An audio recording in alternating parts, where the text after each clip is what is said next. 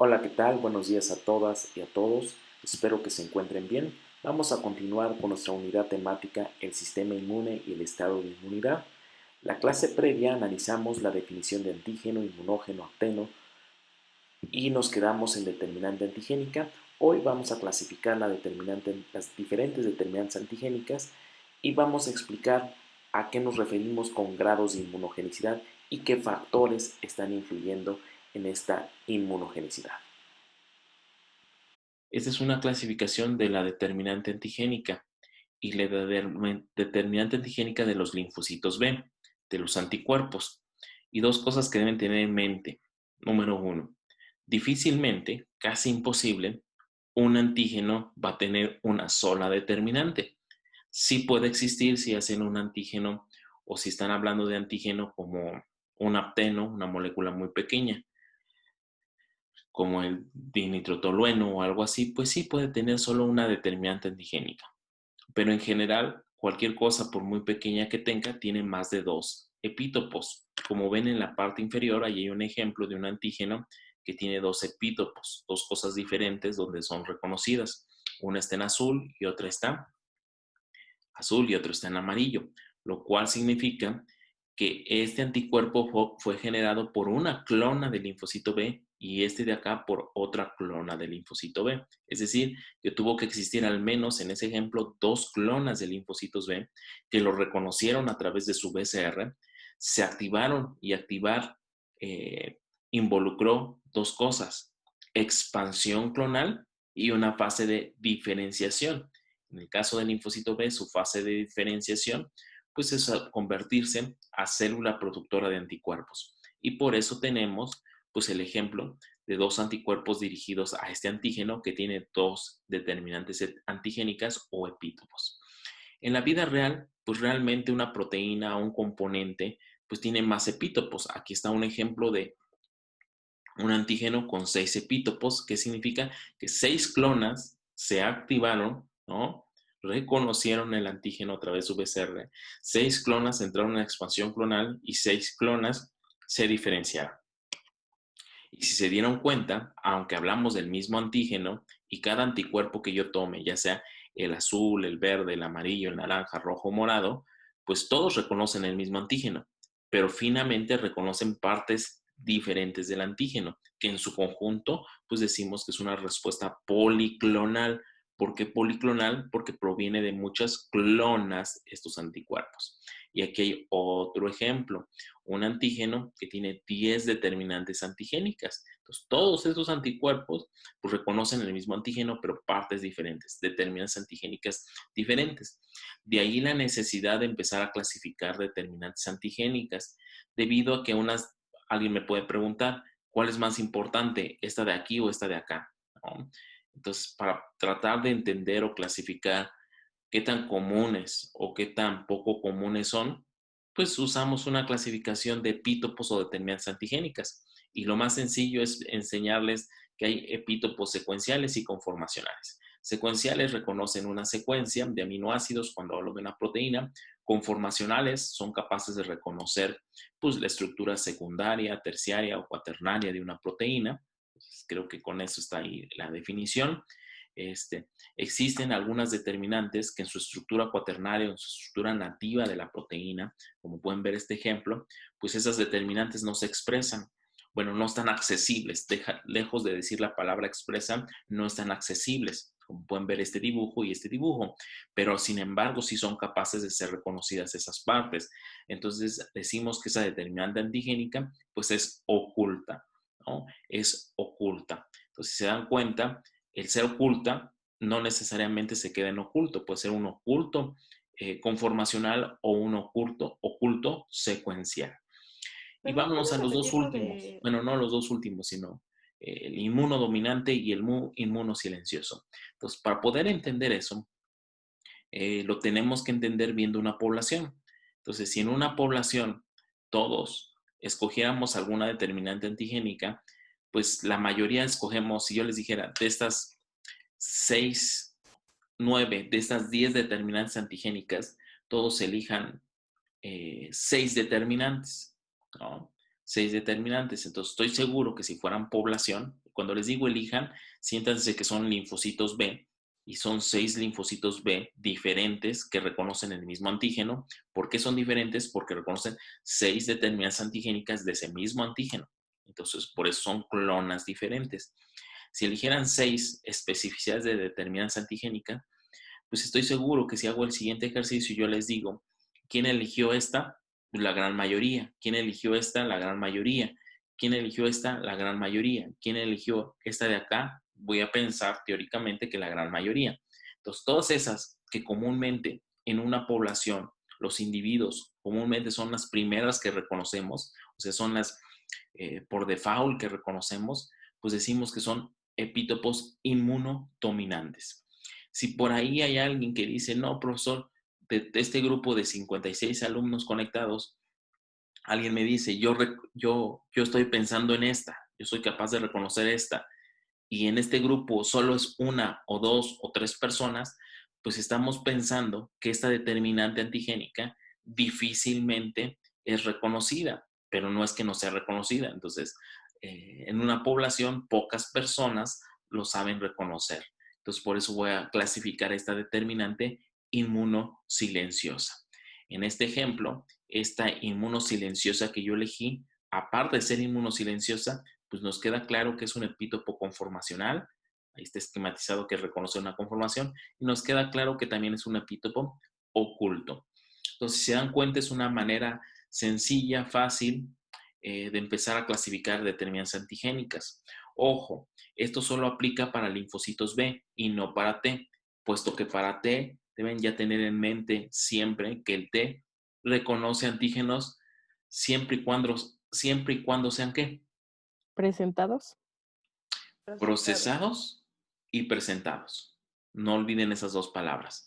Procesados es hacer los cachitos y presentados es ponerlos en una molécula y no cualquier molécula. Y solo son de naturaleza proteica. Entonces, de entrada, ustedes, si quieren clasificar epítopos del linfocito T, pues hablaríamos de puros epítopos secuenciales, ¿no? De ahí que en una diapositiva de la teoría de selección clonal anterior había puesto segundo postulado.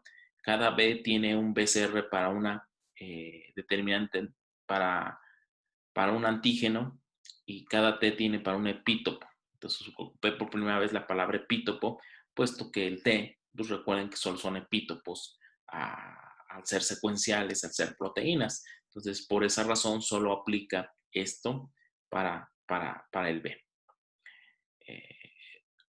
¿Alguna pregunta, alguna duda? Sí, ¿me podría repetir por favor lo del epítopo oculto? Epítopo oculto. Imagínense una proteína, cualquier proteína que está pensando. Voy a poner un ejemplo. Imagínense, pues mi pluma, esta pluma es un antígeno, tiene diferentes epítopos, un epítopo puede ser este, otro epítopo puede ser este de acá, otro epítopo este de acá, otro epítopo esta parte, ¿no? Entonces, otro epítopo puede ser este de acá, ¿no? Está la punta. Pero imagínense si el antígeno llega así, ¿no? Difícilmente va a ser accesible este epítopo de acá. Entonces, ¿qué requiero para que esta determinante antigénica sea reconocida? Pues de alguna forma, si esta es una proteína, que sea desnaturalizada. Entonces, ¿qué es más fácil? Seguramente más fácil que se reconozca este de acá, este de acá, este de acá. Entonces, esos serían epítopos inmunodominantes. Este de acá, pues al estar inaccesible, el anticuerpo difícilmente lo va a reconocer a menos que se permita ser accesible por alguna desnaturalización total o parcial. Entonces, a ese epítopo que está, pues, de alguna forma escondido, inaccesible, lo vamos a llamar como epítopo oculto. Otra cosa que quería hablar con ustedes y que quizá estas dos diapositivas que vamos a ver son la base, no las van a encontrar así tan enlistadas, pero son la base de cualquier análisis cuando se enfrenten a tratar de generar un anticuerpo. Entonces, pueden en un futuro ser grandes empresarios y dedicarse al diseño de nuevos kits diagnósticos, y estoy seguro que algún día en el desarrollo de un kit diagnóstico van a requerir un anticuerpo, o pueden dedicarse a cualquier cosa que tenga que ver con la salud o la industria, lo que sea, y van a requerir la generación de un anticuerpo. Y entonces la pregunta va a ser, ¿y cómo lo hago? Entonces ustedes van a recordar su curso de inmunología, donde en teoría tenían que inmunizar a un conejo, iba a producir anticuerpos. Parece maravilla. ¿Cómo generó anticuerpos? Pues nada más ve y pónselo al modelo animal y toma su sangre y tienes anticuerpos. Eso dice la teoría. Sin embargo, nos dimos cuenta en la clase previa que hablar de generación de anticuerpos es qué tan inmunogénico es ese antígeno. Y nos dimos cuenta que hay grados de inmunogenicidad. Entonces, esos grados de inmunogenicidad, ¿de qué dependen? Pues de muchos factores, ¿no? Entonces, así pueden tener resultados muy alentadores de tener una gran respuesta de anticuerpos o resultados poco alentadores de tener muy pocos anticuerpos. Entonces, ¿cuál va a ser la explicación? Entonces, si hacen reportes, si están trabajando en teoría, en laboratorio, en donde estén trabajando ahorita, muchas veces les van a poner a discutir eso. Y una forma de poder discutir eso son los siguientes dos diapositivas. ¿De qué depende? De hecho, lo puse como una pregunta y dice la pregunta, ¿qué factores contribuyen a la inmunogenicidad? Es la forma de explicar por qué se producen más o menos anticuerpos. Entonces, hay características intrínsecas del antígeno, es decir, son del antígeno, así son, no las podemos cambiar, y otras cosas que sí podemos cambiar. Y enlisté 7 de factores intrínsecos. Quizás son muy obvios, pero vale la pena de alguna forma hacer hincapié. Entonces, yo hablo de factores intrínsecos, es decir, de la naturaleza química. Y aquí está una regla clásica. Las proteínas son más inmunogénicas que las sustancias inorgánicas, que los ácidos nucleicos. Tanto así que las sustancias inorgánicas y ácidos nucleicos generalmente son aptenos, ¿no? En escala de las proteínas, ¿quién le sigue? Los carbohidratos. Y abajito de los carbohidratos están los lípidos, ¿no? Si esas proteínas son ricas en tirosina o en algunos aminoácidos aromáticos, por alguna razón, ¿no? Más que nada es por la suma de fuerzas de atracción con su receptor, pues resultan más inmunogénicas, ¿no? Entonces, los modelos para comparar ciertos aminoácidos pues han encontrado que secuencias ricas en tirosina son más inmunogénicas que las que no son. Entonces es una regla. Entonces, si de entrada tiene una proteína, pues seguramente van a ser capaces de producir anticuerpos. Si tiene un carbohidrato, pues va a ser un poquito más complejo que una proteína. Van a requerir de otras cosas, de factores extrínsecos para inducir una buena respuesta. Otra cosa que tienen que tener en mente, aparte de la naturaleza química, es su relación filogenética. Si ustedes quieren generar un anticuerpo, ¿no? Un anticuerpo contra un antígeno de la misma especie en la misma especie, pues difícilmente lo van a lograr. Por ejemplo, si ustedes quieren generar un anticuerpo antialbúmina de conejo, es decir, para tener un anticuerpo que reconozca la albúmina de conejo, ¿qué tendrían que hacer? Tomar la albúmina de conejo y administrársela a un modelo animal. Pero si por alguna razón lo administran a un conejo, ¿qué va a pasar? Pues la albúmina de conejo pues pertenece al conejo, no a ese conejo, pero filogenéticamente es la misma especie. ¿Están de acuerdo? Entonces, por esa razón va a ser poco inmunogénico. De ahí que los antígenos propios, ¿no? Nuestras moléculas que están en el suero, pues poco van a ser inmunogénicas en nosotros mismos. Por eso, desde ese punto de vista, decimos que esos antígenos se llaman autoantígenos. Si los antígenos, pero cuando hablo de autoantígenos, puede haber autoantígenos propios de la persona, ese es el término para decirle propios de la persona, o antígenos como en mi conejo, la albúmina sérica de conejo, administrada de un conejo diferente, de un conejo X, administrada a un conejo Y. Entonces ahí ambos son conejos, pero proviene de otra persona. Entonces esos antígenos los voy a llamar isoantígenos, o también he usado el término haloantígenos, ¿no? Entonces, por ejemplo, ejemplos de esta aplicación es las transfusiones sanguíneas, cuando llegan a manifestar alguna consecuencia, un evento adverso, pues se dice que son haloantígenos los culpables, ¿no? Antígenos de otro individuo, pero al fin y al cabo antígenos humanos. Y cuando por alguna razón, como son las vacunas, se introduce un antígeno que no tiene que ver con el humano, pues ese antígeno lo clasificamos y lo llamamos hetero antígeno o simplemente geno-antígeno. Entonces, estas palabritas son muy útiles. A veces en la clínica se utilizan mucho y a veces no saben qué significa, pero no es más que esto. Esas palabras solo tienen que ver con la relación filogenética con la molécula del hospedero, ¿no? Es la relación del antígeno con el hospedero. Entonces, eso nos ayuda también para entender su grado de inmunogenicidad. Forma física y peso molecular. Bueno, generalmente prefieren moléculas de mayor tamaño. Aquí tengo una gráfica de alguna forma.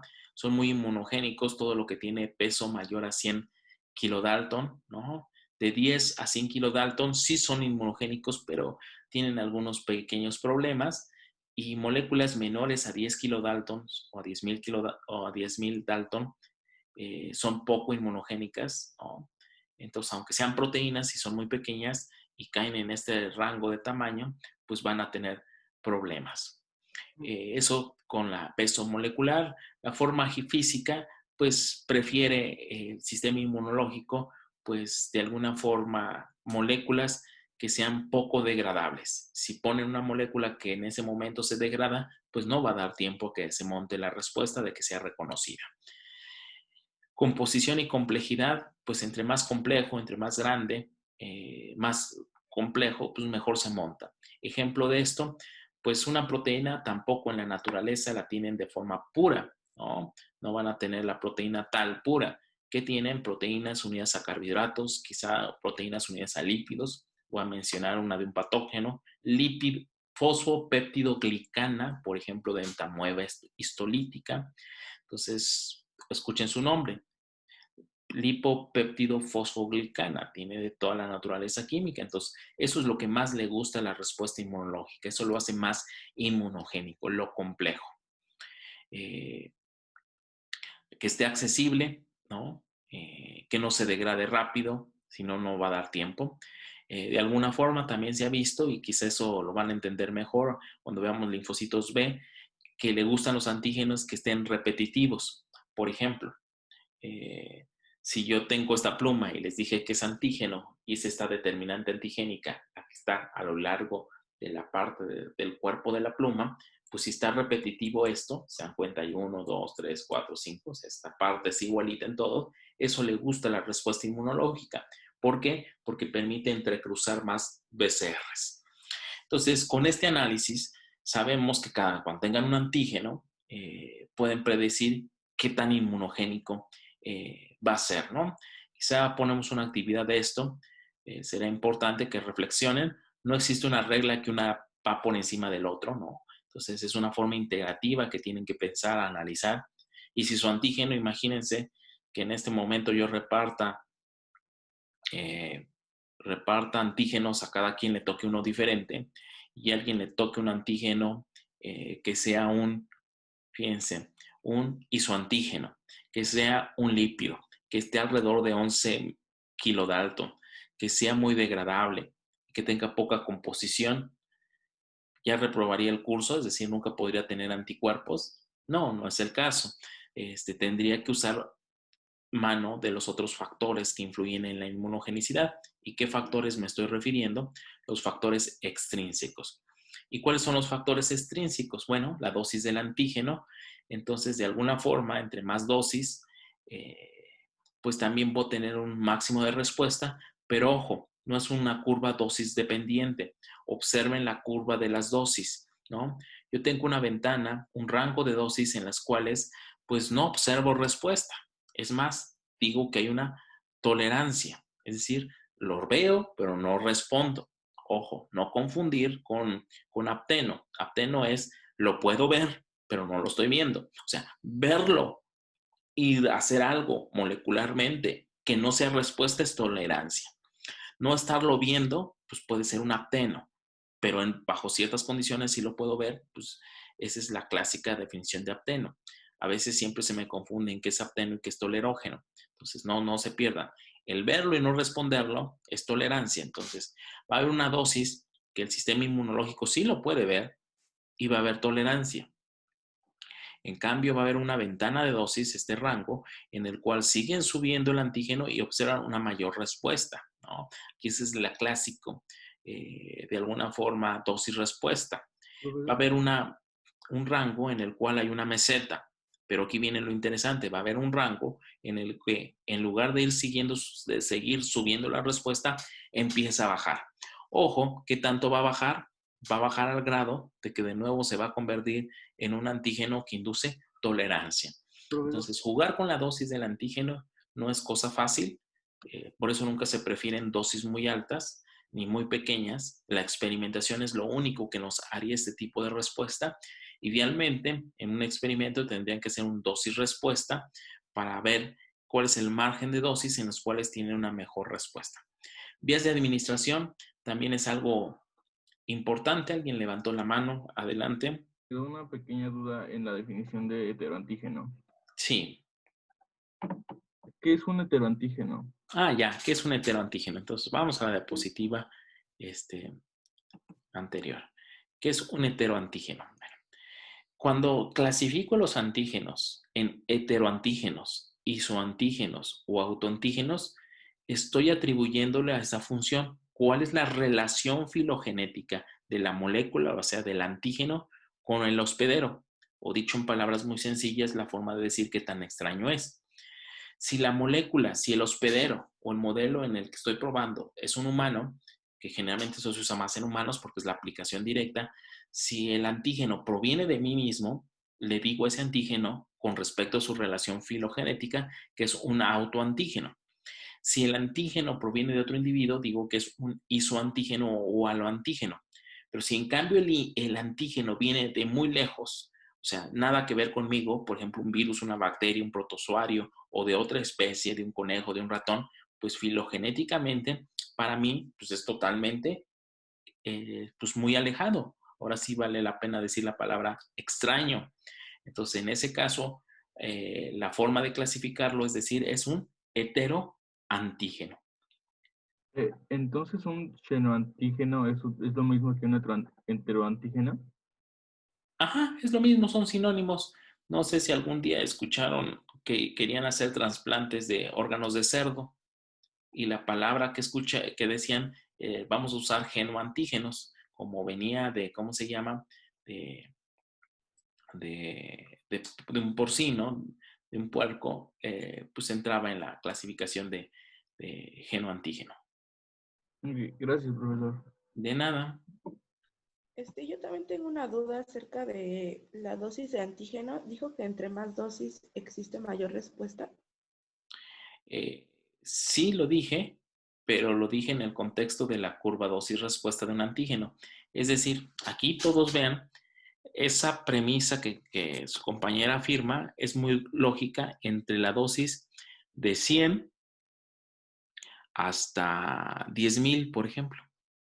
En esta, como máximo acá, como mínimo aquí, es válido. Entre más antígeno, mayor respuesta. Pero ¿qué va a pasar si sigo subiendo dosis? Puede haber un rango en el cual pues ya no hay, ¿cómo se llama? De alguna forma, mayor aumento de respuesta. Pero puede seguir subiendo la dosis y ¿qué va a pasar? Va disminuyendo. Tener aquí una dosis respuesta positiva, aquí tengo una dosis respuesta negativa, pero no son los únicos escenarios. Puede ser mayor cantidad de dosis y va a haber todo lo contrario. En lugar de ver una respuesta, que va a haber una tolerancia. Entonces, la conclusión es que la dosis del antígeno pues varía dependiendo de la cantidad. Entonces, mucho seguro se van a tolerancia, muy poco también a tolerancia. Entonces, en el rango en donde ven respuesta, tampoco es pongo más y pongo más para ver la mejor presencia de anticuerpos. Entonces hay que tener cuidado cuando hablamos de dosis, cuando diseñen sus proyectos, sus esquemas de inmunización. La dosis es algo crucial. Ok, gracias. Ok. Otro factor es la vía por donde van a introducir el antígeno, es decir, la vía de administración. Y generalmente se prefieren las vías no intravenosas, es decir, vías parenterales. ¿A qué me refiero con estas vías? Pues vías subcutánea, intradérmica, intramuscular.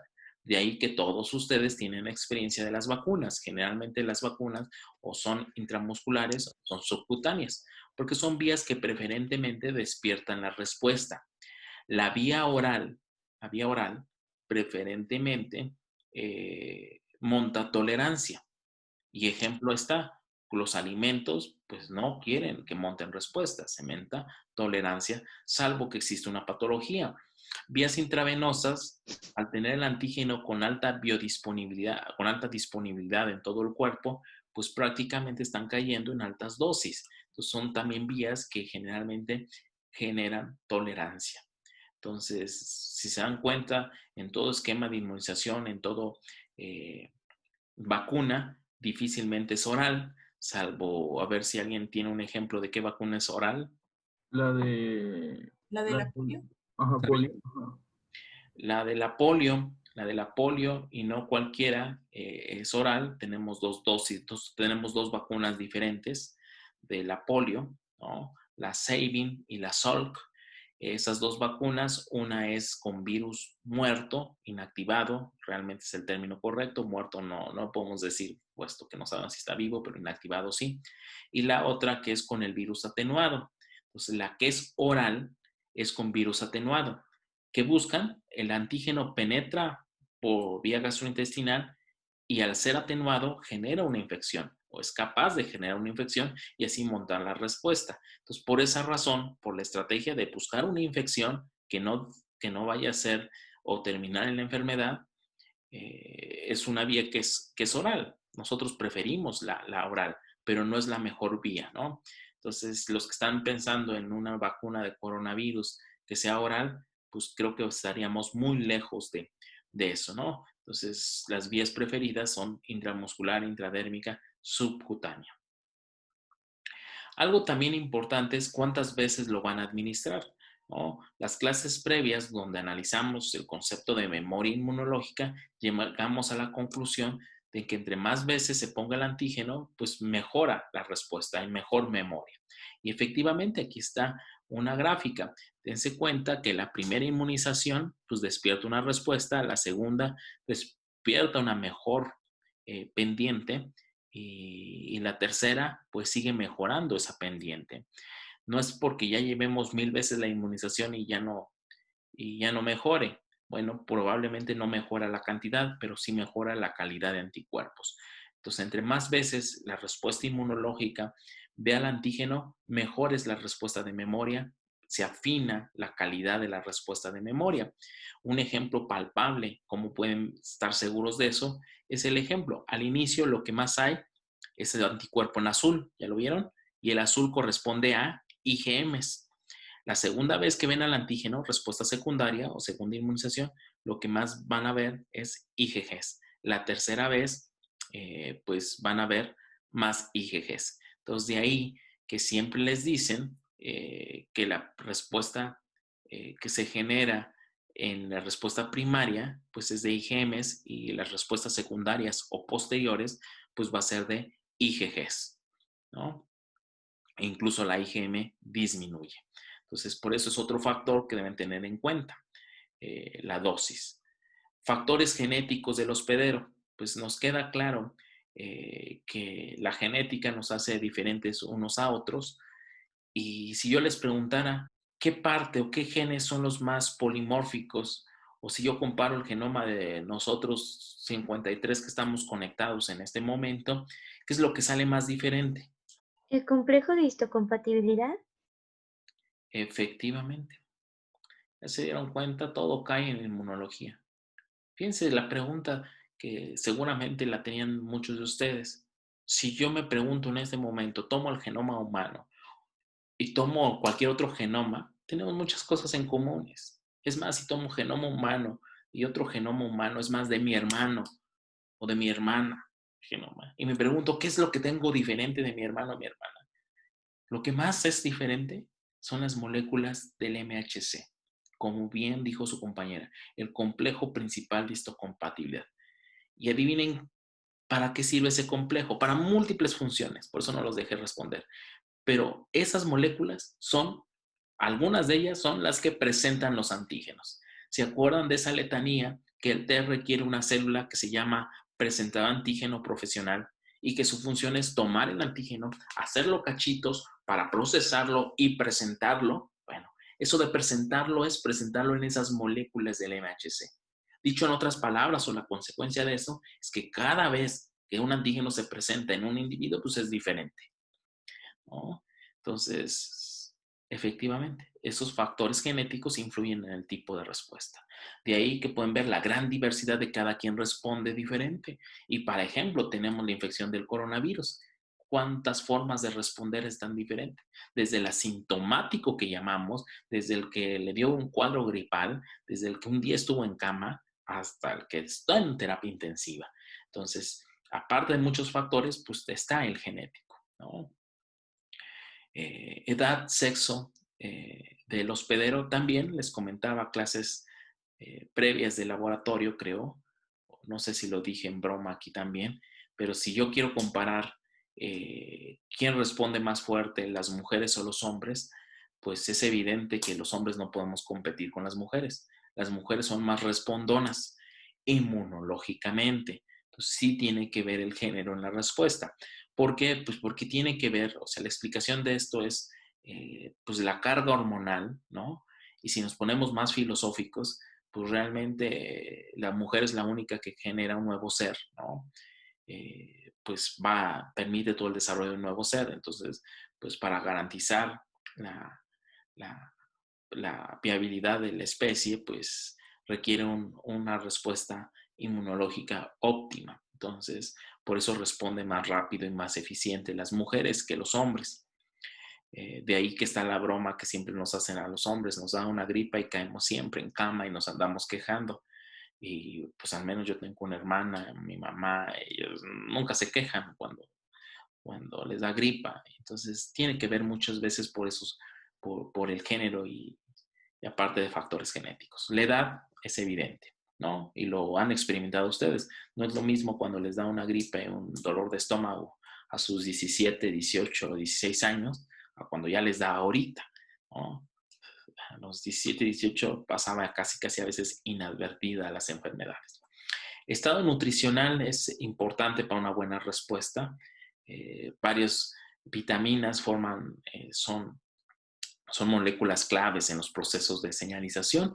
Por ejemplo, puedo poner el zinc. El zinc es muy necesario para procesos de transcripción y queda evidente que la respuesta inmunológica pues, es una respuesta muy activa en el interior de las células. Entonces, con esto acabo de dar un recorrido interesante de los factores que influyen y quizás solo me queda puntualizar algo que no estaba en las otras diapositivas. ¿Qué va a pasar si de alguna forma pues ya jugué con los factores extrínsecos y pues mis factores intrínsecos propios del antígeno son muy malos? Ya no voy a tener respuesta. Bueno, existen unas moléculas que se llaman adyuvantes, que no es más que definición de adyuvantes, cualquier molécula que potencializa la respuesta contra un antígeno específico. Ojo, como lo dije, molécula que potencializa la respuesta, pero contra un antígeno ¿qué? Específico. O sea, no hay medicamentos, moléculas mágicas que yo me la tome y me potencializa todo el sistema inmunológico. No, por su alto grado, por su alto grado de especificidad, por ser tan exquisito específicamente, por esa razón no existe. O sea, existen moléculas que cuando yo la administro con un antígeno puede comportarse esa molécula como potencializador, pero no para todas las moléculas, sino para esa. Entonces, esa es la definición de adyuvante. Y adyuvantes tenemos en el mercado varios, hay algunos a base de aceites, históricamente son los clásicos, adyuvante incompleto de Freon, adyuvante completo de Freon. Cada que lo escucho no es más que una emulsión a buen aceite. El completo tiene micobacterias, componentes de la micobacteria, el incompleto no tiene componentes de la micobacteria. Ambos es evidente que no se utilizan en humanos, se utilizan mucho en medicina veterinaria, porque son muy buenos adyuvantes. Sales minerales, tenemos un clásico, las sales de hidróxido de aluminio, es uno de los clásicos adyuvantes usado en todas las vacunas. Por ejemplo, tengo la toxoide tetánico, es una vacuna con adyuvante de sales de hidróxido de aluminio y es por esa razón, pues, le da mejor respuesta, porque por sí solo el toxoide es muy poco inmunogénico, ¿no? E incluso Cuando se vacunan toxoide tetánico, yo lo he experimentado, me pican y el piquete quizá me aguanto, ¿no? Pero a lo largo de los días hago un movimiento y me duele. Bueno, eso que me duele, pues es la respuesta inflamatoria que se está generando por el adyuvante y que está ayudando a montar una mejor respuesta. Lo vamos a ver quizá mucho más adelante cuando hablemos de inflamasoma, es un complejo de inflamación que forma justamente ese adyuvante. Sustancias naturales, algunos componentes de bacterias se han utilizado como adyuvantes y también funcionan. Ahí en recuadro les pongo lo que es el adyuvante completo de Freon, porque esa es la formulación clásica histórica, ¿no? Fueron los primeros adyuvantes que se ocupaban, para que no pierdan de vista eso. Hoy en día, pues ya se ocupan incluso algunas plataformas adyuvantes, se usan liposomas, se usan partículas, nanopartículas para cargar el antígeno y pues todas esas estrategias pues al final potencializan la respuesta contra ese antígeno, por eso entran en ser adyuvantes. ¿Dudas, inquietudes? No, profe, de mi parte no, todo bien. Perfecto. Bueno, vámonos a otro concepto que quizás es muy adelantado para este momento de la clase, pero creo que por ahí cuando estudien igual y lo escuchan. Superantígeno. ¿Qué creen que sea un superantígeno? Pues pensarían que es algún antígeno superior a algo o que hace cosas superiores. No, lamentablemente el término superantígeno hace alusión a su reconocimiento no clonal, sino policlonal. ¿A qué me refiero? Bueno, cuando escuchen la palabra superantígeno, piensen en un antígeno de linfocito T, no de B. Entonces, al pensar en un linfocito T, están pensando en esto. Quizá esta diapositiva tiene más detalle a lo que comúnmente he explicado, porque estamos al inicio del curso. Entonces, aquí está un linfocito T, este es su receptor, su TCR, sus moléculas accesorias, CD4, pero ahorita nomás concéntrense en el TCR. Acá en amarillo está una célula presentadora de antígeno, ¿no? Acá en amarillo más fuerte, está una molécula del MHC. Como es en humanos, se llama HLA. Entonces, acá está el péptido. Entonces, para que esta célula presentadora de antígeno profesional, pues en algún momento endocitó el antígeno, lo procesó y lo presentó. Por esa razón está ocurriendo eso. Entonces, cada que digo que un T reconoce un antígeno, tiene que pasar esta imagen de aquí. Quizá no se me asusten, no piensen en aprenderse en este momento, solo en este momento, todos los nombres. Es algo nuevo. Poco a poco vamos a ir desmenuzando esto. Pero eso es lo que les digo. Cada que un T reconoce es un procesamiento, una presentación, es esto. Bueno, si se dieron cuenta, es evidente en el dibujo que este TCR está reconociendo el antígeno. Bueno, hay unos antígenos que hacen todo esto, lo que está en rojo. Es decir, en lugar de hacer lo que tenían que hacer, fíjense por dónde se pega. Por este lado, por la parte lateral, ¿no? Así. O en la parte lateral o en el interior. De tal suerte que estos TCRs ya no están reconociendo el antígeno, pero sí están mimetizando como si lo reconocieran, ¿no? Entonces, comúnmente, si yo tuviera 12 clonas de T, 12, ahí es un ejemplo de 12, y tengo suerte, una sola clona va a ser capaz de reconocer. En cambio, si es un superantígeno, al no ser específico el reconocimiento, al hacer un truco, al hacer reconocimiento, ya se dan cuenta por al lado o por ahí en medio, pues es una molécula con ciertas características que hace eso, pues va a permitir activar no a una célula, como clonalmente nos enseñó McFarland-Burnett, pues sino va a activar muchas células, ¿no? Y esas muchas células, pues decimos que activó de forma policlonal. Los ejemplos de eso son ciertas toxinas. Por ejemplo, hay clásico del choque tóxico por enterotoxina de estafilococos. Históricamente hay un dato pues, de gravedad, ¿no? De que hubo una contaminación de tapones femeninos por una enterotoxina de estafilococos y pues ocasionó todo un desastre porque esa contaminación fue todo un desastre porque genera el famoso cuadro de choque tóxico y ese choque tóxico pues no es más que un superantígeno que en lugar de activar la respuesta como comúnmente se activa, lo hace de forma diferente. Por esa razón se llama superantígeno. ¿Dudas, preguntas, inquietudes? ¿no? Profesor, yo sí tengo una duda. Entonces, ¿un superantígeno va a ser aquel que active no solo a una célula, sino a varias? A varias, sin importar su Y, especificidad. y Ah, eso se le llama policlonalidad. el resultado es que hubo una activación policlonal. Ah, ok. Ujú. Ok, profe, gracias. Otra cosa, ya estamos sentados en temas más, vamos a dándole más cosas, más conceptos. Los antígenos también se pueden dividir en dos. Independiente de todo lo que les he enseñado, otra clasificación es hablar de antígenos timo-independientes y timo-dependientes. Hoy no, en la siguiente clase vamos a ver órganos linfoides, pero en el laboratorio ya lo vimos. Sabemos que es el timo. El timo, por excelencia, es el lugar donde se maduran los linfocitos T.